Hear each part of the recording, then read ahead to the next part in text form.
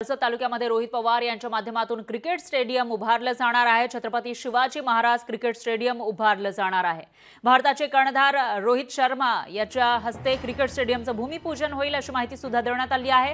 त्यामुळे आता कर्जत तालुक्यामध्ये रोहित पवार यांच्या पुढाकारातून क्रिकेट स्टेडियम उभारलं जात आहे। छत्रपती शिवाजी महाराज क्रिकेट स्टेडियम असं त्याचं नाव असेल। तर भारताचा कर्णधार रोहित शर्माच्या हस्ते या क्रिकेट स्टेडियमचं भूमिपूजन करण्यात आलंय। कर्जत जामखेडकरांनो, मी इकडे तुम्हाला सगळ्यांना माहिती आहे मी कशासाठी आलो इकडे। क्रिकेट जे खेळ आहे ते सगळ्यांना आवडतं। मला माहिती आहे इकडे आम्ही जे अकॅडमी आता जे ओपन करणार आहे, मला माहिती आहे आणि 100% गॅरंटी आहे की पुढचे यशस्वी जयस्वाल, शुभमन गिल, जसप्रीत बुमराह सगळे इकडनंच येणार। लोकशाही मराठी ऐका, पहा, जागरूक रहा।